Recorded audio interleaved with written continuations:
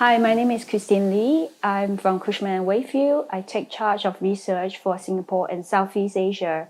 And thank you so much for CoreNet and British Chamber of Commerce Singapore for inviting me to do this session on the Singapore office market 2020.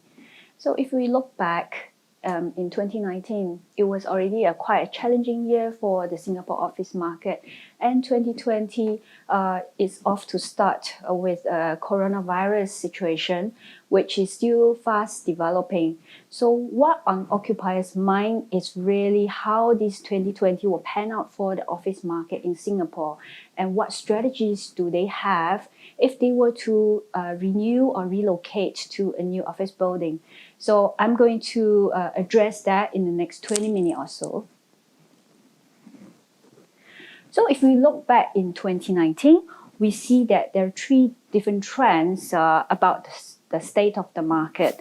So the first one is that the rental growth is actually signaling that the rents are nearing the peak of the market. And if you look at the demand, it's mainly driven by the finance, technology, and co-working.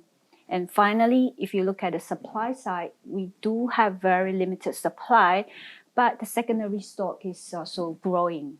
If we look at the state of the market in 2019, in fact, for the past 3 quarters, starting from the second quarter of 2019, the rental growth is actually pretty flat.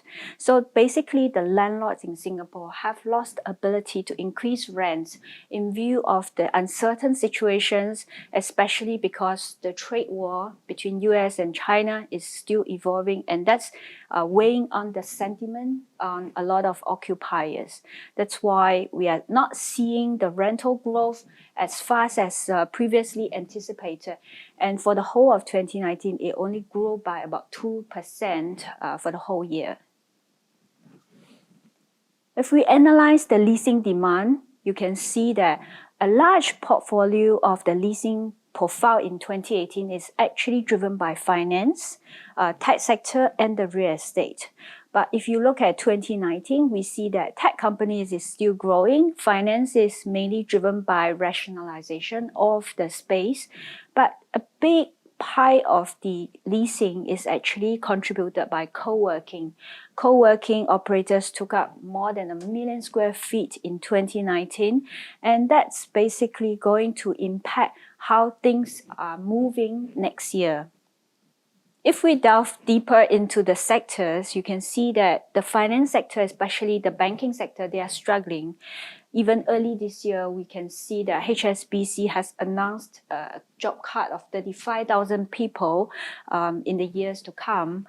And last year, we saw that another European bank, Commerce Bank, is planning to release 60,000 people. If you look at the job losses by this Bloomberg chart, bulk of the retrenchment is actually happening in the European banks, followed by North America and Asia Pacific.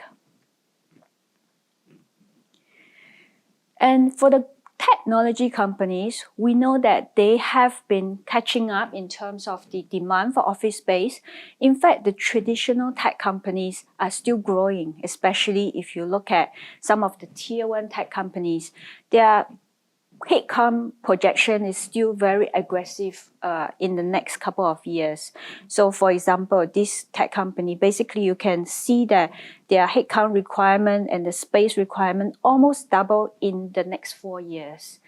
But 2019 is also an interesting year for some of the tech unicorns, because in the past, a lot of these tech unicorns, once they have a good concept, regardless of their profitability, they will be favored by investors. But because of the IPO of WeWork, I think there's a lot of focus back on these tech unicorns to look at the profitability of the business rather than just the concept.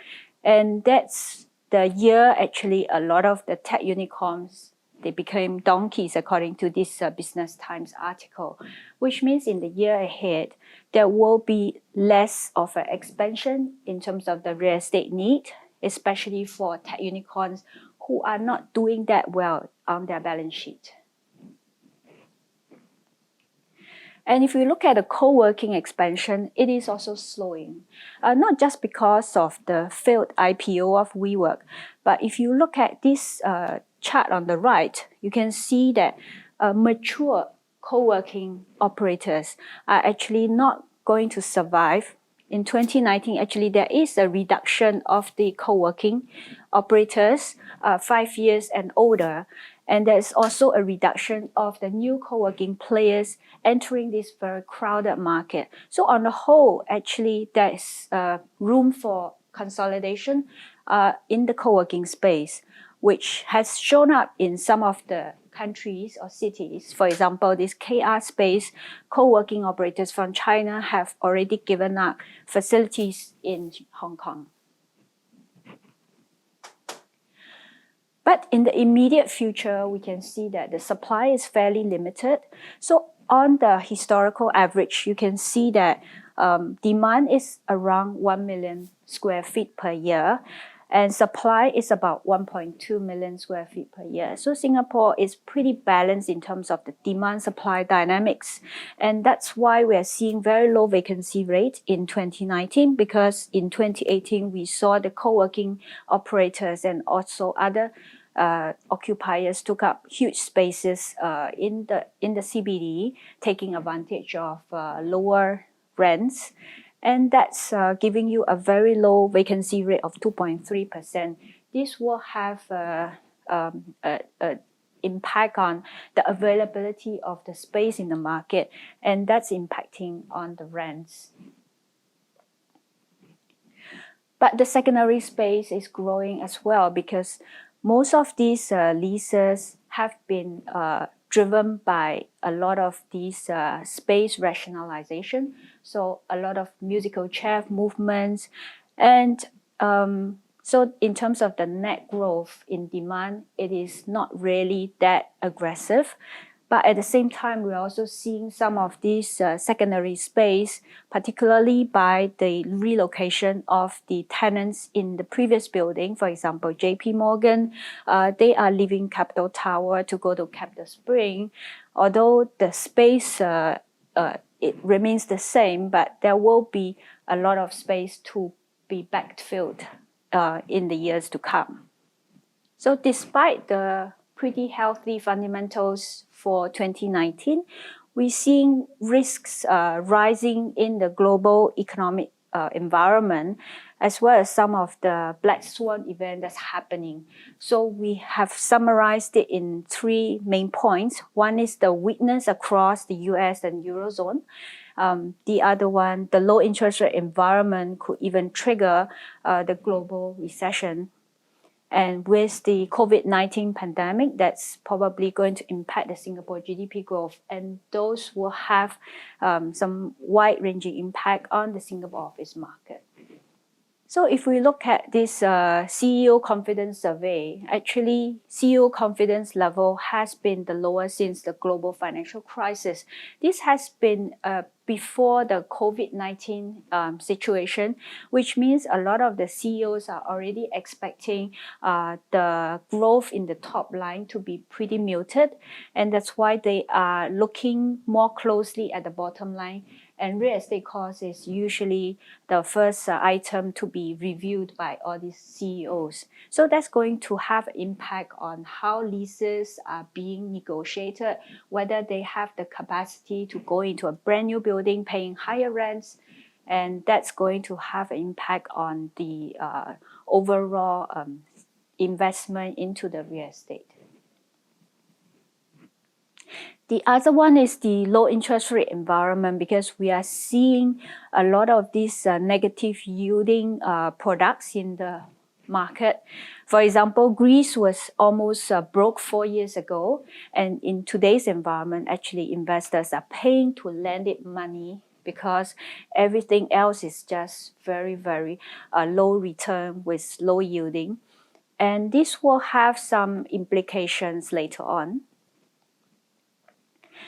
If you look at the total negative debt in the world, about 15 trillion debt is actually negative yielding. So investors are actually paying money to lend money to buy these negative yielding products.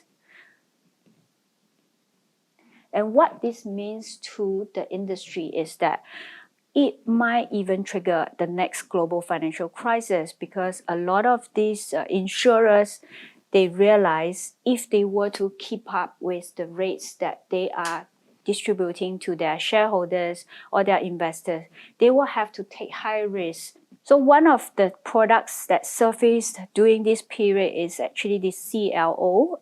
It's called the collateralized loan debt obligation.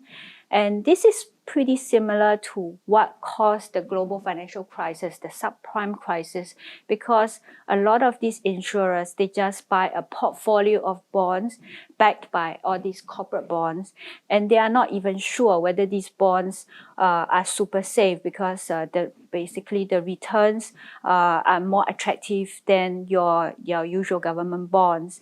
And when many insurers are buying these products, I think there is this concern raised by the Financial Stability Board to see whether some of the insurers are taking too much risk. And this does not help when US is already on the longest expansion trail in history, because by July 2nd, 2019, it is already into their 121 months of expansion, and a lot of these companies basically have lost their momentum in terms of the growth in the top line, and that will have some impact on the prospects going forward.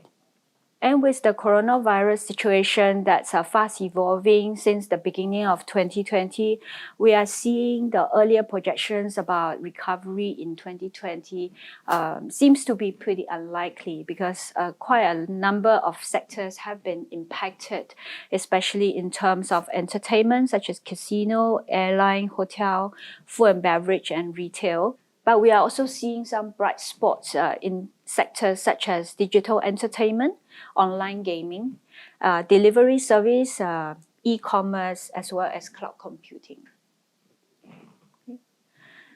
So when written in Chinese, the word crisis actually consists of two characters. One is danger, the other one actually represents opportunity.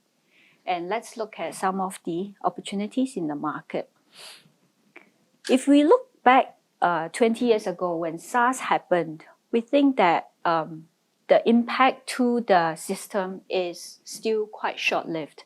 Although SARS lasted for about 10 months since the beginning of the virus outbreak, we can see that in the following year in Singapore, tourism, actually the number recovered pretty fast. And during SARS period, we saw that visitor arrivals fell by about 20% year on year. But it is still encouraging, because in the following year, we actually saw some pent-up demand in the visitor arrival, and thereafter we see a V-shaped recovery. And in terms of the GDP impact by SARS, it is also not as severe as the dot-com bubble burst. So if you look at 2001, during the dot-com bubble burst, we saw that the economy actually went into a tailspin since the first quarter of 2001, and it did not recover after 4 quarters later. But for the SARS period, where the virus situation is pretty similar to what we are experiencing now, the drop in the GDP is only for the 2 quarters. And the subsequent quarter, we actually saw the V-shaped recovery again. And in terms of the GDP impact and the prices, the asset prices, we saw that a real recession scenario is actually having a much deeper impact compared to a virus outbreak such as SARS, because during the period where you have the dot-com bubble burst as well as the global financial crisis, you can see asset prices actually drop a lot more as compared to during the SARS period. And of course, the economies are not so positive about the GDP growth in some of these countries, especially when the economy was already in a slow slow mode. For example, Singapore, you can see that previously our forecast was 1% and it has since been downgraded to 0.3%. Similarly, for Hong Kong, it was already in a recession because of the riots and protest. And you can see with the coronavirus situation, the recession has gone deeper into the city. So if we do a comparison between SARS, global financial crisis, and the current coronavirus situation, you can see that during SARS, actually the impact was pretty muted. The Grade A office rents only dropped by 16%. But this is also against the backdrop that the state of the economy was already weak before the SARS outbreak. But during the global financial crisis, the market actually reacted quite strongly to the crisis. And you can see that in terms of the Grade A office rents, it dropped by 55% in a short period of time. But the rebound was also much faster as compared to the GFC with SARS. You can see even the 4 quarters after SARS, the office rents only rose by 2.6% versus during the GFC when we had the V-shaped recovery, the office rents actually almost recover half of what has been lost during the GFC. So going on to coronavirus pandemic, you can see that we probably don't think that the impact is going to be as severe as GFC.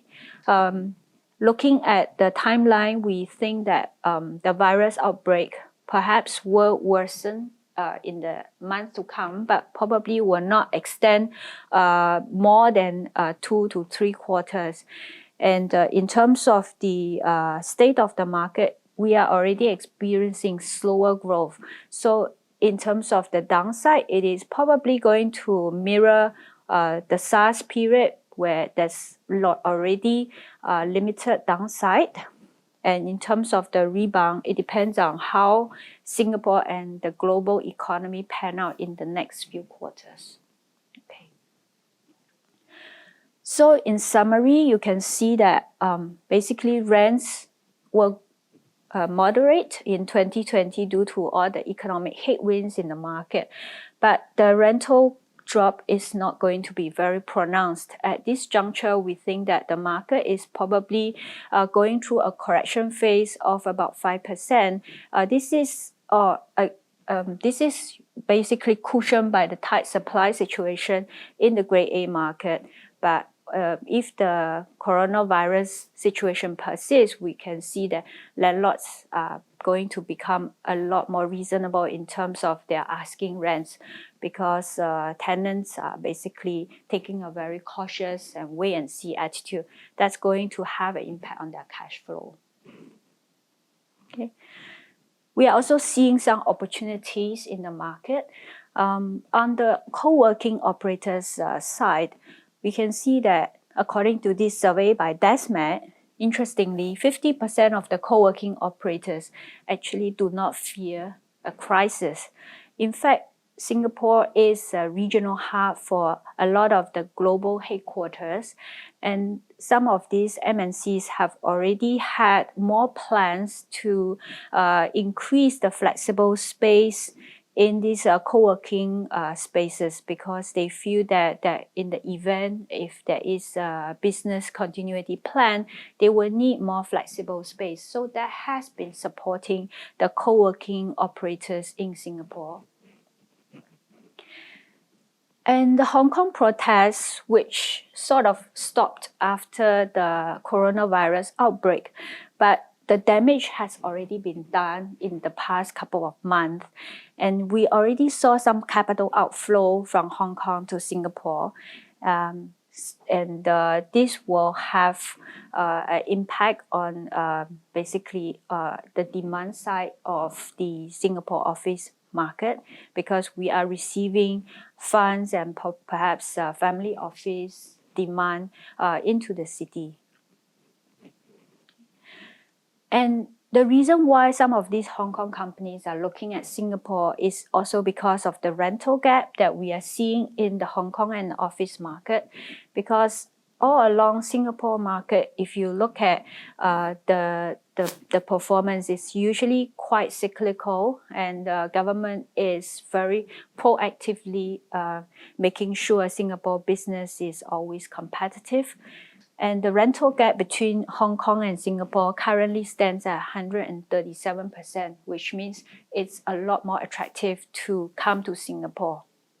So the key takeaways for the audience is that definitely the growth is slowing in US and Eurozone, and there will be a likely recession scenario in 2020 and 2021.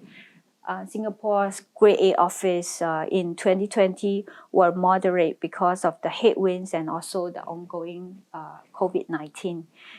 And for the strategies for landlord, we know that tenants are probably not able to increase their rental budget in the years to come. And it will be wise to sign as many early renewals as possible to prevent the rents from dropping further. And landlords of upcoming projects also should take some immediate action to boost the pre-commitment rates. And the strategies for occupiers, I think this is a great opportunity for them to come back to the landlords to assess whether they should take a flight to quality strategy during the upcoming down cycle, and probably try to lock in some favorable rental rates with long-term leases. Thank you so much for your attention, and I hope you find the presentation insightful. Thank you.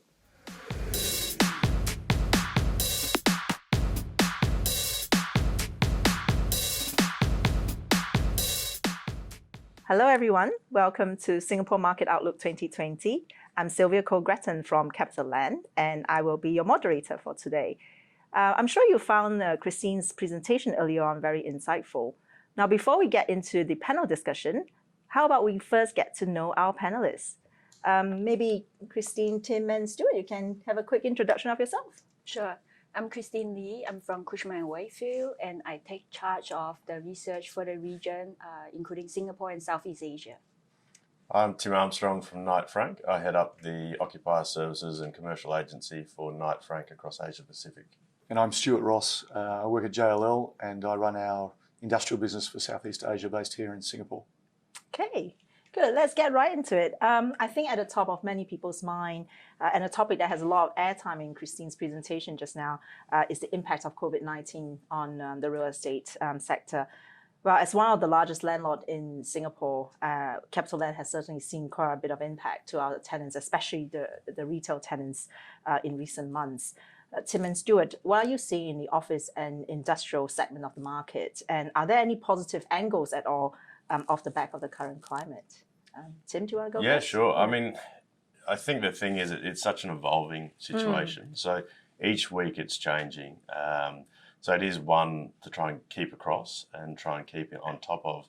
I think what we're seeing, though, it's almost like a big social experiment. I think the positive that will come out is that businesses are looking at their contingency plans, working from home. I don't think through a lot of Asia, working from home has been a cultural norm.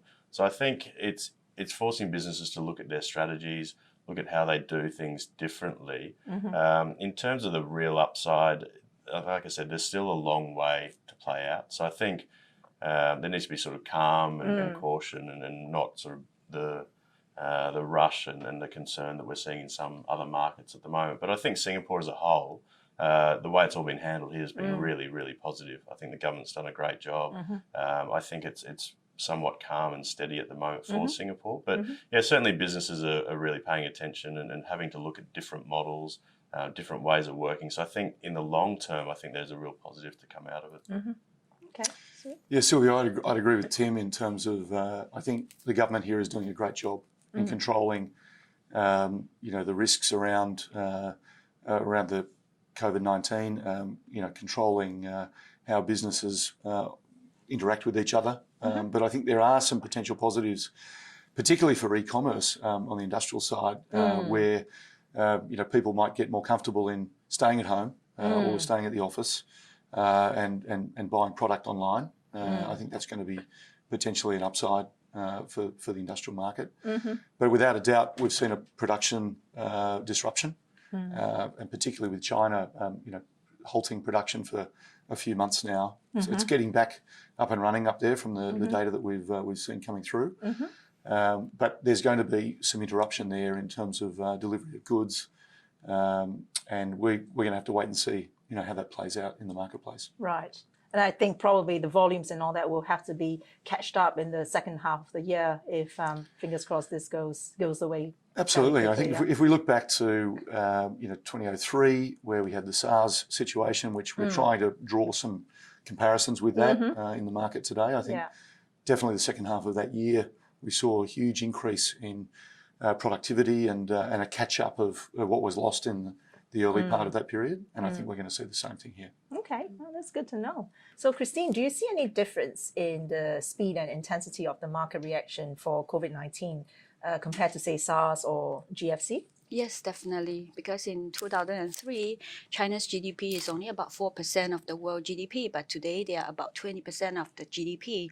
And you notice that all the Chinese consumers are basically buying up the world. Whenever they go travel, the town basically is booming with all these purchases by the Chinese consumers.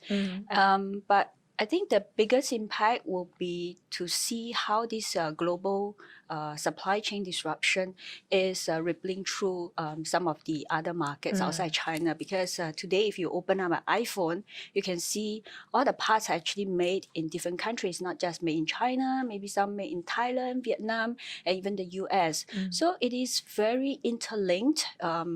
The whole world in terms of manufacturing, and with the whole Chinese city being in lockdown for a month, I think there is a lot to catch up. So previously, some of the companies in say Europe or US, they might have some inventories, but it's not going to last them.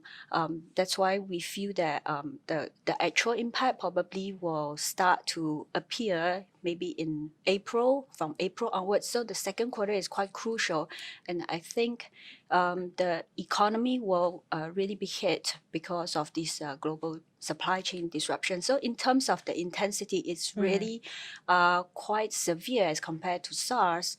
And if we talk about GFC, because it's a different kind of crisis, basically it's just one sector that's pulling down the entire economy.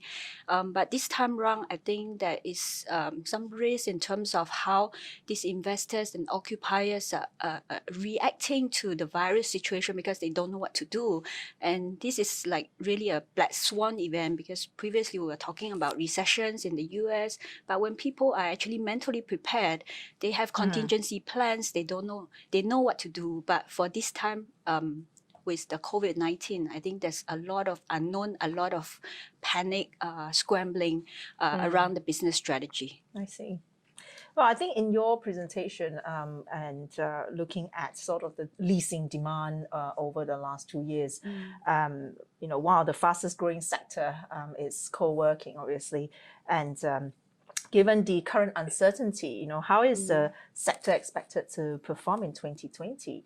Last year, off the back of a certain IPO that didn't go through, there were many analysts who said that co-working has not been tested in a recession, and when it does, demand's going to shrink, they're going to go bust.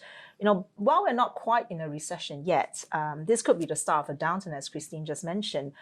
Tim, what are your views on the state of play for co-working today? Yeah, it's a really interesting point, an interesting question you raise. It has been untested. The model hasn't been tested through a downturn or a recession. So in many ways, we're jumping at shadows a bit, and we can only speculate. But look, I think the model is proven to work. So I do think the model is here to stay. I think what's happened in that space is there's probably been too many players now. So I think there might be a bit of survival of the fittest in that space. I think probably some zombie companies have sort of survived with the low interest rate environment as well. So I think now with revenue probably going to take a hit for business in general, that will flow onto the co-working space. And I think now you might just see some consolidation. I think, you pick markets like India, there's over 500 co-working players there. I think that's just too many. So I think what you will see is, the strong ones with a a stronger model, probably carrying less debt or having good backing, will probably weather the storm. I think it's probably the newer entrants that probably aren't as established and don't carry the good customer books. But I think the model's here to stay. I think that flex and that agility is what occupiers want. So I think they will ride it out, but I think we'll see some attrition. I think it will also, there will probably be some, I guess, evolution of the sector as well, because obviously landlords like, Capital Land, we have got some plans with regards to how we want to do the flex piece in our buildings. And, to your point, those that have strong backing, particularly of, say, landlord, getting collaboration with the landlords, that probably will be kind of one bit of the sector that we're going to see quite a big growth going forward as well. Well, Stuart, I mean, the office segment has co-working. Do you see any kind of disintermediation happening in the industrial sector in Singapore or elsewhere in the region? Absolutely. I think it's something that, the industrial sector, we haven't seen it in any great way to date. However, I think most companies and most investment companies are trying to disrupt themselves before they're disrupted by somebody else. And I think our sector is definitely open to change and adaptation. And I think we're going to follow from what happens in the office sector and other sectors in the sharing economy. Whilst we haven't seen a great level of investment into sort of sharing and co-working in the industrial sector, I know that some companies, and particularly here in Singapore, JTC, for example, is looking at potential models where they can build facilities, perhaps bring in an operator and look to make space available for multiple users under somewhat of a co-sharing type of arrangement. But look, we haven't seen it a lot. We've seen other areas where there are companies, trying to sell vacant space that is sitting within occupier buildings, which is generally not available to the marketplace. Normally, it's only investors' properties that are available to the marketplace. But when you've got occupiers not utilising vacant space within buildings, there's already been a number of companies trying to take advantage of that space. Around the marketplace, particularly in the US, which is where a lot of these things originate. But look, there's going to be changes. We're moving very quickly. The world's changing. The industrial market's going to have to keep up. Right. Okay. Well, I mean, we've got lots of great discussions and thoughts around what's happening now. Let's pivot our discussion to what the future holds for Singapore. Christine, in these markets, the government policies play a very important role as it heavily influences the supply condition. What can you tell us about what the planning authorities have in mind for the office and industrial segments in Singapore? I think for Singapore, in the past, at least for the past 20 or 30 years, Singapore is always put to compare with Hong Kong and in terms of the cost. So the government has been very proactive whenever they see the business costs go up. That's why whenever we have a shortage of office space, especially in the CBD, they realize they need to put in the supply. That's why every 2 years and 3 years, the government will always put a confirmed site in Marina Bay. You can see we have a lot of land reclamation, and that's probably another 20 to 30% in terms of the office inventory in the CBD. But just over the last 5 years, we noticed that the government probably had this change of heart. They feel that previously they want to push companies out of the CBD because basically it can ease the infrastructure. But companies are unwilling because whenever there is a supply and rents come down to $7, $8, and that's when companies actually make a lot of move within the CBD. They don't want to move outside the CBD. And the government feels that probably the carrot and stick approach should be more gravitating towards stick, which means they need the rents to be so high that companies have no choice but to move to decentralized area. Sure. So for the last 3 years, after the office market rental recovered by about 25% in the Grade A CBD. So now we are seeing double-digit rents, and some of the MNCs are actually voicing their unhappiness because the business cost, especially the real estate cost, is high. But the government doesn't do anything.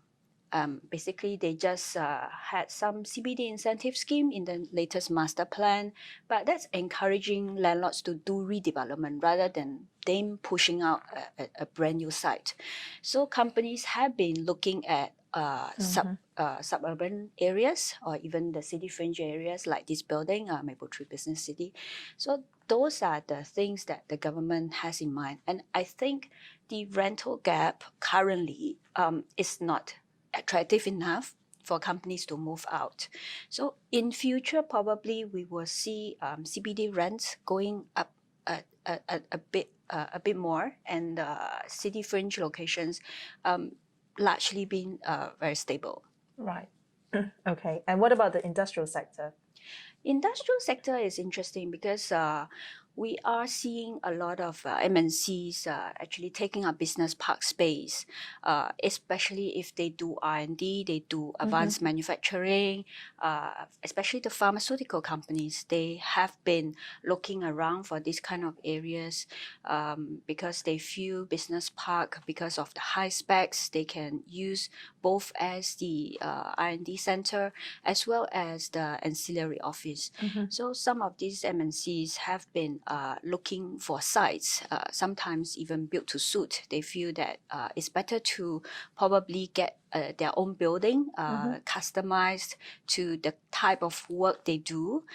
And we are seeing quite a lot of nodes. And in the next foreseeable 10 years, I would say we are going to see the Jurong Innovation District, the Punggol Digital District, that's coming up with a lot of business park space. And that's going to attract clusters of companies who are specialized in those areas to go to those nodes. So it's again going to push the decentralization strategy ahead. And I think the and also the pure industrial sort of manufacturing sites and so on.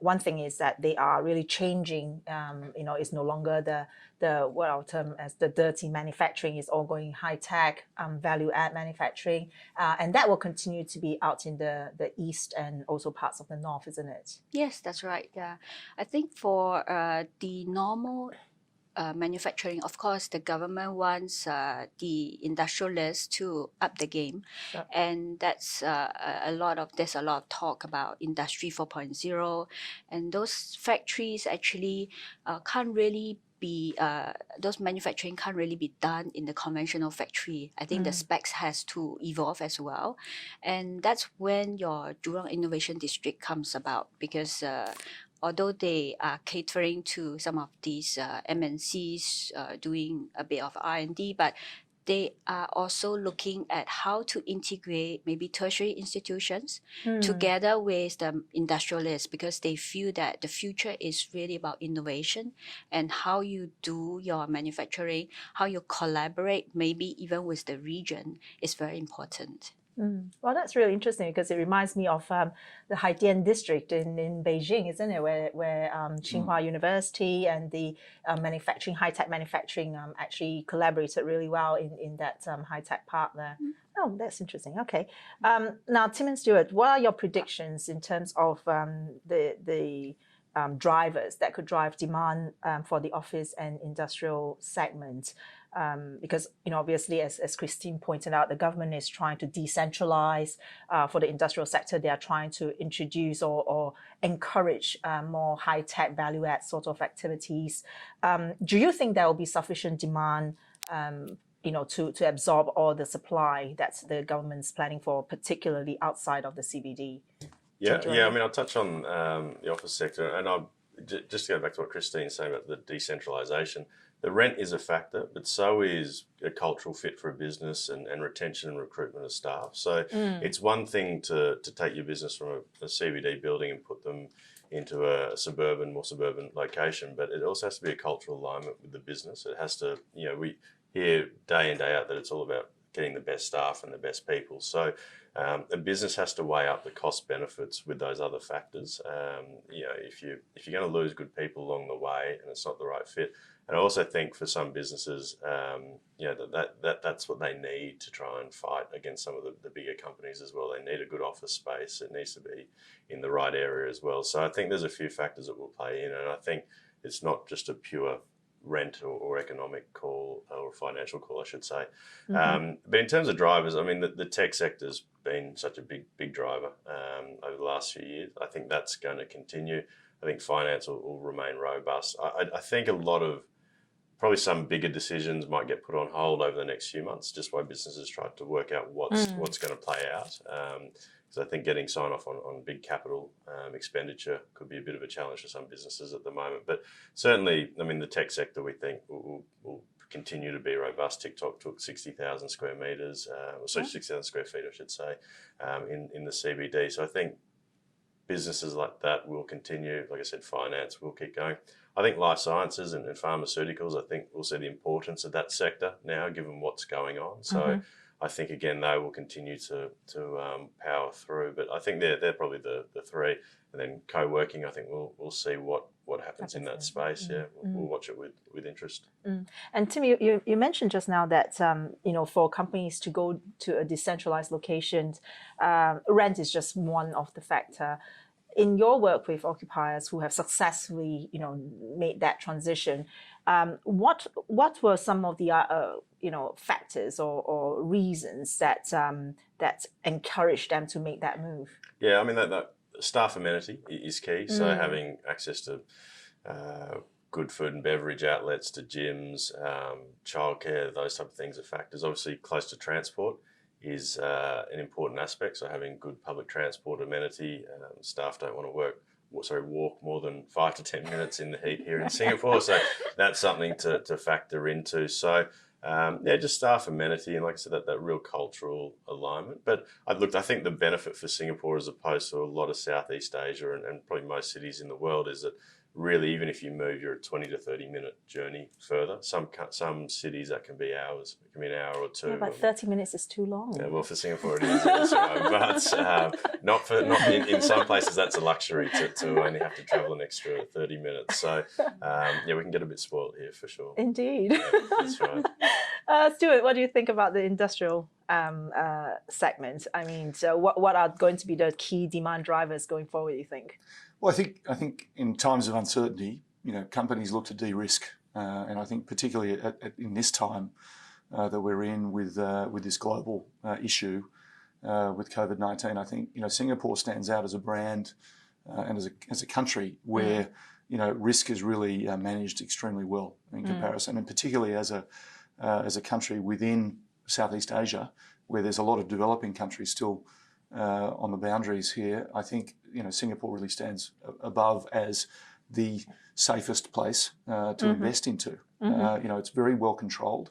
The government has a very strong focus of maintaining a high level of skilled labour, the right efficiencies of transport infrastructure, governance, and those types of issues or those factors are really important at a time like this, where companies are looking to Asia Pacific as probably the growth region for the next decade at least, if not beyond. So I think from both an office perspective and an industrial perspective, I think we're in a very safe place for companies to get comfortable to invest here. I mean, certainly we're trying to move up the value chain here in terms of manufacturing into Industry 4.0, and there's a lot of push there, and it makes sense because there's not cheap labour availability here as there is in other locations. But when you're investing into automation, into higher tech manufacturing and production, you need to invest somewhere where you're going to get the economic life out of your investment. And I think here in Singapore you get that without a doubt beyond other locations in the region. So I think there's a lot of positives for Singapore moving forward. We're also a major hub for Asia in terms of logistics. So transshipment here is huge. You don't have to look very far out to sea how busy the waterways are here in Singapore, and that's going to continue as it has been for decades already. So I think from a logistics perspective as well, a lot of companies are investing here. They're innovating. They're using this as a base for their major hub operations for Asia Pacific. And what about data centers? I think that was one of the key pillar of growth that the Singapore government was trying to push for in the last couple of years. How is that kind of taking shape, you think? Well, it's been very strong, obviously, data center investment here in Singapore, with some very large recent transactions. I think my experience with data centers and having spent 12 years in China where data centers came very aggressively, but then the government, started to pull back, is that data centers, they do tap a lot of resources. They take a lot of electricity, and you really find that the major data center operators, they want to de-risk all areas of potential risk. And so, look, I think Singapore, again, as a safe haven within Asia Pacific and as a hub, is going to be the first port of call for a lot of companies wanting to have data stored and managed here. And I think the government will control, how many users and operators come in. And I think it will still continue to be a driving force. There's a multitude of alternate investment classes that have come out of the traditional industrial area, education and data centres, aged care, a lot of these different types of investments that many of the investors, so much money trying to find a place to invest here into Singapore. Data centres has certainly been a very strong area. But I think there's limitations as to how many occupiers and how much investment you can get into data centres in one location. And I think it's going to be an area as businesses digitise and the world digitises, data centres are here to stay, and they're going to be very popular investments and developments across the whole of the global economy. And I think in Singapore has this big green agenda and needing to go to be a more sustainable city and so on. And I personally struggle a little bit with that kind of goal versus trying to push for data center. And obviously, I think the data centers have gotten greener and more energy efficient over time. A lot of innovation going into that space, but again, compared to traditional office. Or even your traditional industrial, that's still a big gap. Christine, I think there were also some talks about having an underground city in Singapore in some of the plans. How is that going? Well, it's actually quite interesting because last year, I think the government actually called for a design concept of an underground data center. And that's the first in the world. And considering how expensive construction cost is for Singapore, because you're going underground and it's for data center, it is really the first in the world. But of course, after evaluating the bids, the government decided not to award to the sole bidder. I think that's it's a sole bidder. It's a sole bidder, okay. Yeah. But I think maybe the price came in a bit too low considering how expensive it is. Although this is not going to take off in anytime soon, but I feel this is a right step towards finding the potential underground, because a lot of these asset classes, basically they don't really need above ground facilities. For example, warehouse storage. You can definitely go underground because you don't really need lighting, you don't really need the so-called circulation because it's just for goods. And we do have a lot of spaces, especially in the western part of Singapore. They can have up to maybe 30 meters underground. So that's a lot of things to actually consider. 8 stories underground. Yeah, and if you go to some of these big cities like even Hong Kong or Tokyo, you can see actually underground is also perfect for shopping. for retail. So My that's retail rents can't get that high underground, unfortunately. I prefer it upstairs. yeah. But with the heat in Singapore, I think it's something that can be explored Sure. because if you free up the land on the surface and you go underground for retail, and you can have a lot more nature in this garden in the true, city. Yeah. That's a great idea for you, Stuart. Maybe you can start looking at underground data center solutions for your clients. Well, the government will love that. No employment, no tax revenue. It's all Fully automated, robots roam the underground. heavy space. investment density, which is a positive. And last question for the day. If you can use one word to predict what 2020 will hold for real estate, what will it be and why? Stuart, do you want to go for it? Sure. I think in a word, I think reboot. I think it's time, particularly with what's happening, globally with the coronavirus. I think a lot of companies are going to look at the last 10 years, in particular, as a very strong growth sector. I mean, every asset class, from equities to real estate to everything, is talked about being at the top of its cycle.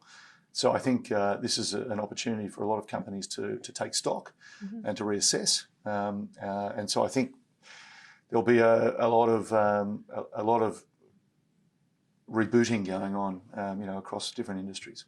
Okay, good. Tim, what's your word? Yeah, I think I'll take a glass half full approach. I think opportunity. I think there's an opportunity for everyone in this market. I think there's an opportunity for landlords to get closer to their tenants or their customers and have conversations about what the future could hold, about what they can do to work together collaboratively.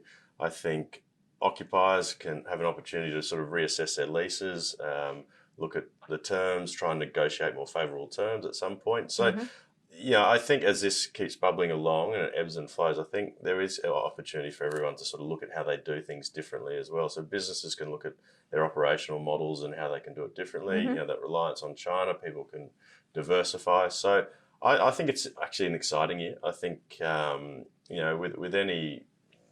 with any negative situation, which this could be perceived, there comes opportunity. So, I think it could be a good year. Good. Christine? I would say unprecedented. Unprecedented, okay. This is something we have not expected for the longest time. I think everyone is caught off guard. But what's interesting coming out from this COVID-19 situation is that we realize how dependent is the world on China. And previously, a lot of Chinese manufacturers, they were reluctant to actually move their business outside China. But after this episode, I think they will revisit their strategy to really look at Southeast Asia, because the trade will actually push some companies to consider some of this movement, internationalization. And I think with the COVID-19 episode, a lot of people would really seriously consider moving their operations out of China. So in the foreseeable future, we will see not just China being the manufacturing node for the world. Actually, we will have a mini node maybe in Southeast Asia, in Vietnam, in Cambodia, in Thailand. And these are going to help Singapore because Singapore will become the hub of all these centers. Yeah. And the rest of the Southeast Asian countries will I was going to say that's a really have a important big point. pickup, yeah. I think, Christina just touched on there, obviously the reassessment of China as the sole provider for so many products and services and industries. I think without a doubt we've already seen over the last couple of years decentralisation and new investment from many companies that are based out of mainland China, moving into Southeast Asia, ensuring their production capacity and output. And I think, if anything, since the Hong Kong protests, the US-China trade war, without a doubt, this is another factor that's encouraging companies to really look at that diversification of manufacturing base and where they do business, and not being reliant simply on mainland China. Well, I think, Stuart, you're going to have a very interesting year ahead, or years ahead, as the head of logistics and industrial for Southeast Asia, isn't it? Lots of things going on. To Singapore. My timing of moving out of China was great, but we still very much, obviously China's a very important part, 20% of global GDP. I mean, it's still a very, very important part, not just globally, but for our region in particular in Asia Pacific. Absolutely, yeah. So we can't just ignore you know, the benefits that we've all gained from the China story in the last decade or two. You know, I think what's happening now is that we'll see the benefits in Southeast Asia, hopefully rewarding us all here in Singapore. Fantastic. I hope so. Well, as for me, I will actually pick fortify as my word for 2020. You know, I hope everyone could make use of these subdued market conditions to, you know, really reflect and strengthen on various aspects, be it our products, our services, team capabilities, and so on, so that there is no doubt that the market will rebound. And so we just need to be prepared, you know, fortify, and then make sure that we reboot ourselves to capture the opportunities, right? And so I think it's going to be a great year ahead, guys. I think that's a good point. I think, you know, everyone does need to pull together in times like this. So landlords, occupiers, investors, everyone needs to come together because everyone's going to feel it in some capacity. So it shouldn't be about winning and losing. It should be about trying to work together to get good outcomes. So yeah, I think that's a really important sort of approach to take. Yeah. Absolutely. Well, so we have come to the end of this session. Big thank you to all our panelists for their views and everybody who are watching this video right now. And so stay healthy and we'll see you next time.